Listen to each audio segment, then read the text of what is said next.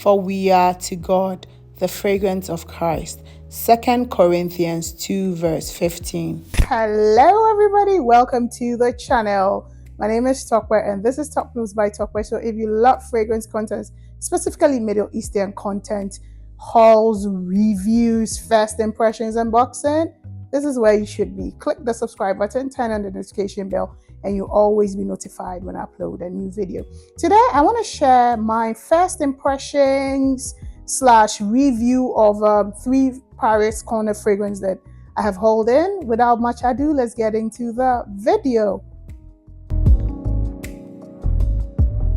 Welcome guys. So like I said, I am reviewing / a haul of Paris corner fragrances that I have hauled in. It's been a couple of months, but since I've been off here, I'm going to quickly share those fragrances with you. I have 3 Paris corner fragrances that I want to share with you. If I do look here, I'm only looking at my laptop to see notes and stuff like that. Okay, great. So I'm going to start very, very strong with this Emir one, which is called Forbidden Sugar. Forbidden Sugar is supposed to be a dupe of from Booklet's sugar, from Booklet's Sugar. Okay, so it has notes of marshmallow. It has notes of marshmallow, honey, cases, coconut, bergamot, caramel, vanilla, pear, jasmine, peach, white musk, orange blossom, raspberry, and violet. This is definitely a gourmand, but this is a powdery marshmallow scent. Like, it's very sweet marshmallow, but it's not overly sweet. I feel like this is a matured gourmand scent. Okay, it's not extremely, like, it's not too sweet. It's not one that is going to be, it's powdery. It has that the violet leaves gives it this powdery ozonicness that I love. The marshmallow here is not photorealistic, but it's more of a sweetness than like a photorealistic marshmallow scent. And I don't get too much of the honey. I guess the honey gives it the sweetness, but definitely the coconut shines too. So it's more like a powdery synthetic, not so synthetic, but it's not realistic, but you get the idea of that. Okay, this is a sweet scent, like sugared marshmallow with coconut, and so that's what it is. But super powdery. So it's a gourmand, but it's not a literal gourmand. It's not a photorealistic gourmand, but it's sweet and sugary in a very matured way. It has the caramel, the vanilla, but I feel like the pear is the star of this show because it comes out with a bit of like that pear nuance that balances it so well. I don't get too much. It has slight florals, but it doesn't jump at you as a gourmand with, the florals coming out so much. And the white musk and I think the violet is what gives it that ozonic, the ozonicness, because the white musk shines. Like, as soon as you spray, you find that it's a sweet, powdery gourmand, which is just beautiful. And this is so well blended that it takes almost like a really experienced nose to be able to pull it apart. The thing about the scent is that it does last pretty much long on my skin. It lasts about, let's say, 7+ hours on the skin, and it does last much longer on clothes. This is a scent that it lasts long, but it doesn't have a huge projection. It stays really close to your skin, and that's some of the things that I like. It does last long, but it doesn't project. You don't find people, and it's also one that would leave a central, so it leaves a sillage. It leaves a nice scent bubble on me, but it's not. I don't know if I haven't sprayed it enough, but that's how it is. And when people do come around you, they definitely will smell it and they would give you compliments. I find that I'll say that this is quite unisex, but it leans more feminine. I would say that it leans almost 60% feminine and 40% masculine.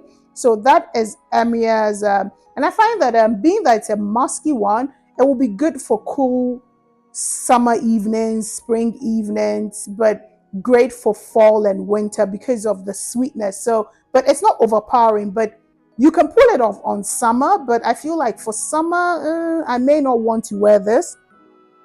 Yeah, it won't be. You could pull it off on summer and spring. It could be all year round, but I personally steer clear of sugary, powdery scents during the summer.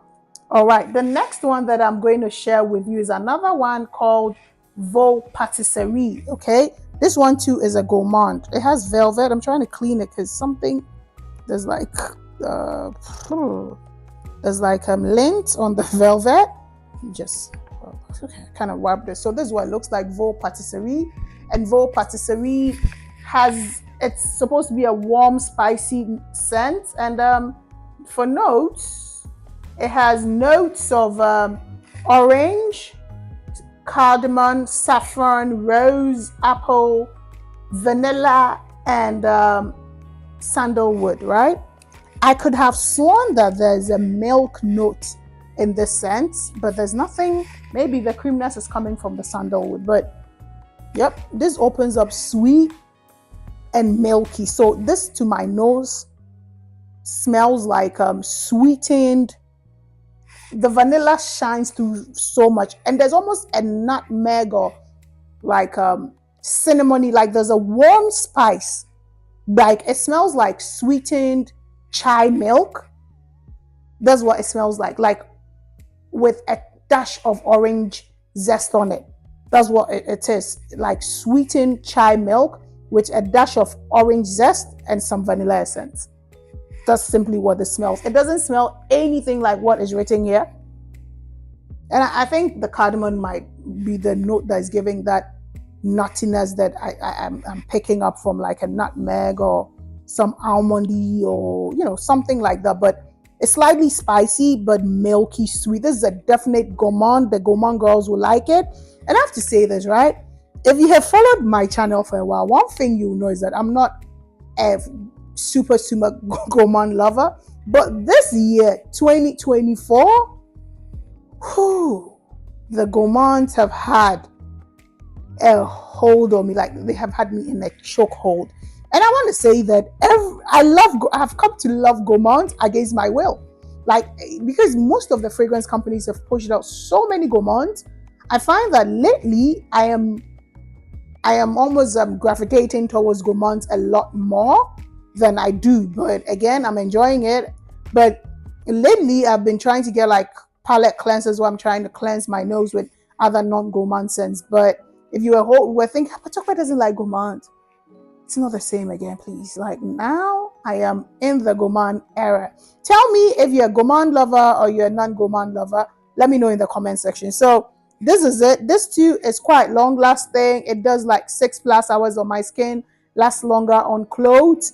This again, I would say is unisex, but being that it's a gourmand, I would say 60 to 65% feminine and then 35% masculine.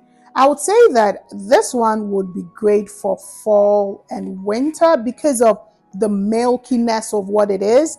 I don't think that this would be good for spring and summer, but if you're one that likes to wear your fragrance, again, when I lived in Lagos, I wore anything anyhow, but lately the weather has come to determine how I wear my fragrance. But if you want to wear it all year round, just go light-handed on it, because again, fragrances that are heavy lactonic, they nauseate me sometimes when I wear too much, so I try not to wear them with a heavy hand. Okay, the last but not the least is a favorite of mine. This one is Bayn Al Asrar. Okay, and I say Bayn Al Asrar is my favorite because this fragrance has had me to get the original guidance, because this is supposed to have bought the guidance coming in very soon. And so this has notes of pear, hazelnut. Oh gosh, I love it. Hazelnut. This fragrance is naughty. Hazelnut, osmanthus, jasmine, sambac, saffron, labdanum, sandalwood. So this is me. I've worn this fragrance only 2 times, full wear 2 times. Can you see the dent? And I feel like I should wear. I'm sure by the time I wear it, I might wear this tomorrow. By the time I wear it tomorrow, I'm going to be here because I love it. Okay, this starts off canal. Lord, how do I explain? Let me drink some tea and then explain how this smells.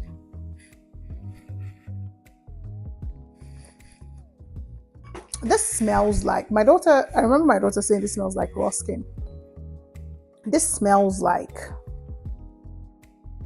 you know, it smells like lady parts, but clean lady parts at the beginning. And as soon as you smell it, you will make that, it has that thing, and it makes it a bit challenging because it smells almost unusual. But when it dies down, the beautiful hazelnut comes in, but it's not like a gourmand hazelnut. It's just a creamy hazelnut, and it does so beautifully with the osmanthus. And I find that here I pull a lot of the rose without the jasmine, and then it begins to get creamy together. Like it's a beautiful flow. Like I can't describe it. That's the thing. I'm not able to describe it. It's a ladylike scent, and it's also it's sensual yet delicate. There's something delicate and fragile about this scent. Like it's so beautiful, and it is a compliment magnet. Like every time I've worn it, which is just 2 times, I have gotten a minimum of 3 compliments. And I'm saying not, so for me, if you watch the videos, I usually say, if you say, oh, you smell nice, I don't usually, because I always smell nice, you know, not that I'm trying to be cocky, but if you say I smell nice, excuse me, it's not a big deal too, because people tell me I smell like quite often. But if you tell me I smell nice and you want to know, and you're almost taking notes of, oh, what are you wearing? Let me take note of it. It means that like you're serious about, and I get that kind of like, oh, we're gonna look, and people start opening up their phone, oh, show me a picture. If it's a voice, like send me a picture of it, da da da da da. That is Bayn Al Asrar. Like it has people hooked and wanting to know what I'm wearing. As soon as after my second wear, I immediately placed an order for guidance. I'm just about to buy guidance 46. I'm scouring the internet for a discount because it is pricey. But I feel like I need, and that's what has happened to a lot, because it was after I smelled I'll oud that I bought by the fireplace. There are a lot of fragrances that I would I don't know which came first, if it was Angel Share or Camera, but I think Angel Share came before Camera. But I have fragrances, I have quite a number of fragrances that I would smell the dupe, and I'm like, no, I need the original. I think with other ones like Shagaf Oud, I had Lancome Oud Bouquet before I got Shagaf. So I have a few of my fragrances where after I have experienced the dupe, I'm like, what? Let me get the original. And it is not for every brand, to be honest, because there are some brands that if they put out a fragrance, because of my disappointment with performance, because I'm big on performance, and because the original is an amouage, I thought, you know what?